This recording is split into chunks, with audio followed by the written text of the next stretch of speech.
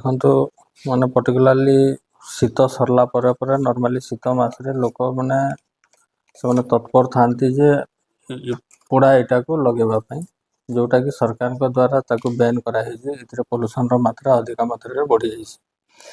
ଆଉ ଆମେ ବିଭିନ୍ନ ସମୟରେ ଯେତେବେଳେ ଆମେ ରେଭିନ୍ୟୁ ମିଟିଂ କରୁ, ସବୁ ତହସିଲଦାରମାନଙ୍କୁ ଆମେ ଇନଷ୍ଟ୍ରକ୍ସନ୍ ଦେଇଥାଉ ଯେ କେଉଁ ଜାଗାରେ ଯେଉଁ ଫ୍ଲାଏ ଆଶ୍ କଥା ହେଉଛି ସେଇଟା କେଉଁ ଜାଗାରେ ପୋଡ଼ା ହେଉଛି ତା'ର ଗୋଟେ ଲିଷ୍ଟିଂ କରିବା ପାଇଁ।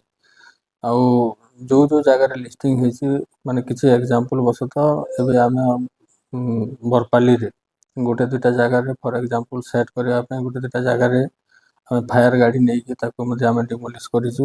ଆଗାମୀ ଦିନରେ ଏଇଟା ମଧ୍ୟ ଯେଉଁ ଜାଗାରେ କରାହେଉଛି ସବୁକୁ ଆମେ ଡିମୋଲିସ୍ କରିବା। ଏଇଟା ଯେଉଁ ଇଲିଗାଲ୍ ଅଛି, ପଲ୍ୟୁସନ୍ର ମାତ୍ରା ବଢ଼େଇ ଦେଉଛି, ଏଇଟାକୁ ଆଖି ଆଗରେ ରଖିକି ପରବର୍ତ୍ତୀ ପଦକ୍ଷେପ ମଧ୍ୟ ଆମେ ସବ୍ ଡିଭିଜନ୍ ଲେଭେଲ୍ରେ ନିଆହେବ।